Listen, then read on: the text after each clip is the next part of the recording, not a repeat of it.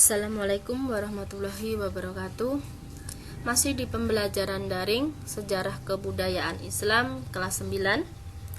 Kali ini kita akan mempelajari tentang sejarah Kesultanan Islam di Jawa, khususnya Kesultanan Demak dan Pajang.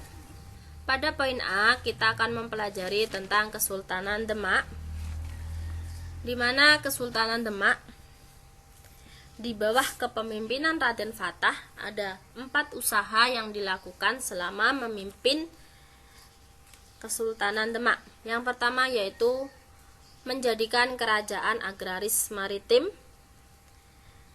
karena Demak memiliki daerah pertanian yang sangat luas sebagai penghasil bahan makanan terutama beras.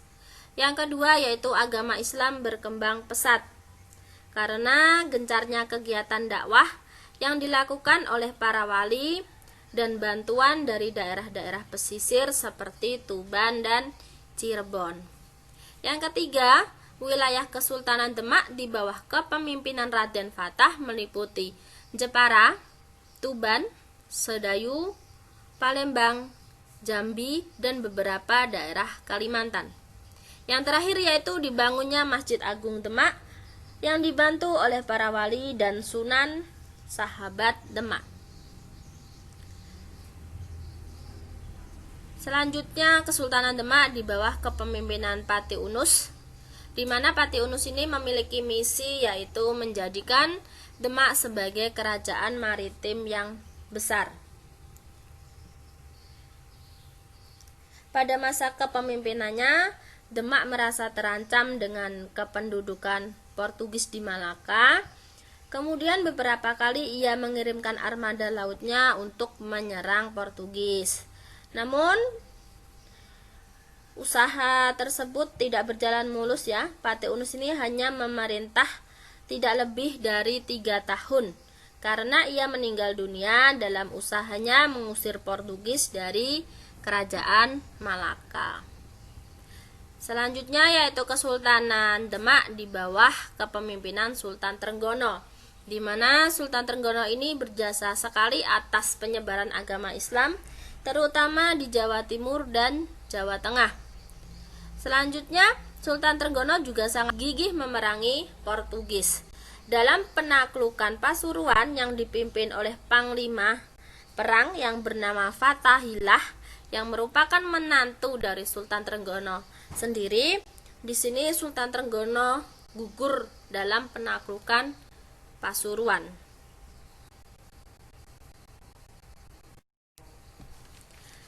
Setelah Sultan Trenggono gugur ya dalam medan pertempuran, maka di sini tanda-tanda keruntuhan kerajaan Demak ini sudah terlihat ya. Karena di sini seharusnya yang menggantikan Sultan Trenggono menjadi pemimpin yaitu anaknya yang paling tua, yaitu bernama Sunan Prawoto. Anak-anak bisa melihat ya di situ, Sunan Prawoto, pengganti dari Sunan Trenggono.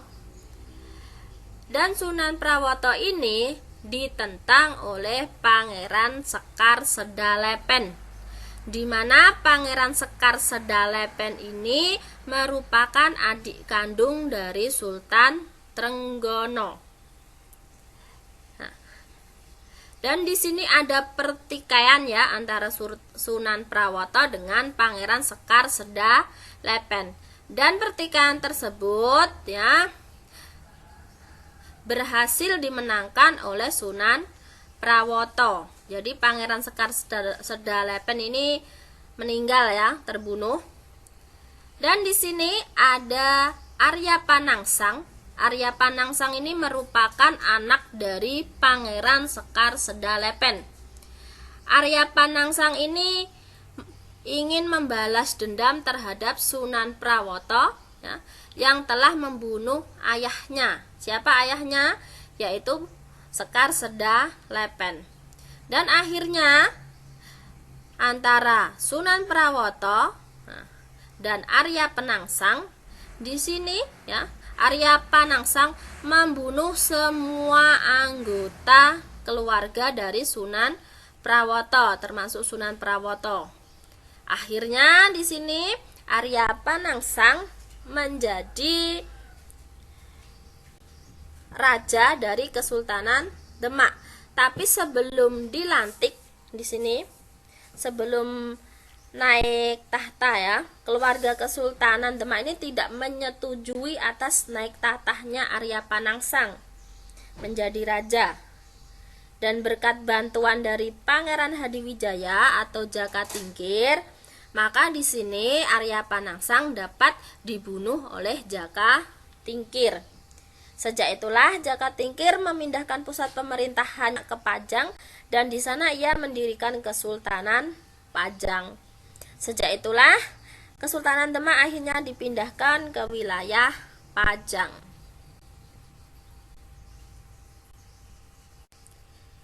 Poin B yaitu Kesultanan Pajang. Kita ketahui bahwa Kesultanan Pajang ini dipimpin oleh Jaka Tingkir. Jaka Tingkir dalam membunuh Arya Panangsang tadi dibantu oleh dua orang ya, yaitu Kiai Ageng Pamanahan dan Kiai Ageng Panjawi. Atas jasanya tersebut, maka Jaka Tingkir ini menghadiahi ya Kiai Ageng Pamanahan sebidang tanah di Mataram dan Kiai Ageng Panjawi menghadiahi tanah di daerah Pati. Nah, setelah memerintah di situ, telah meninggal, maka di sini Arya Pangiri ya, Jaka Tingkir ini digantikan oleh anaknya yang bernama Pangeran Benowo. Tetapi di sini Arya Pangiri yang merupakan putra Sunan Prawoto ini merebut kekuasaan dari Pangeran Benowo. Nah, karena Pangeran Benowo ini berhati lembut, maka Pangeran Benowo ini merelakan tahta Pajang ya, dikuasai oleh Arya Pangiri. Nah, sedangkan Pangeran Benowo ini menjadi bupati ya di Jipang Panolan ya. Setelah itu Kesultanan Pajang ya di bawah kepemimpinan Pangeran Benowo. Di sini kenapa setelah diserahkan ke Arya Pangiri direbut lagi oleh Pangeran Benowo? Karena di sini Pangeran Benowo ini merasa kakak iparnya ini merasa Arya Pangiri ini dianggap kurang adil dalam memerintah.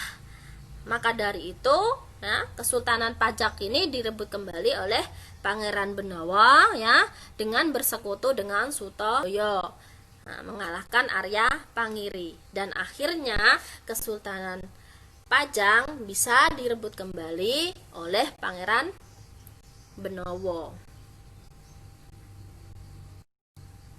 Nah, itulah tadi sejarah singkat tentang kerajaan atau Kesultanan Demak dan Kesultanan Pajang.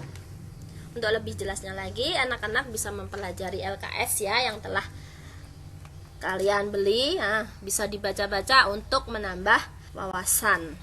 Sekian dari Ibu, terima kasih. Wassalamualaikum warahmatullahi wabarakatuh.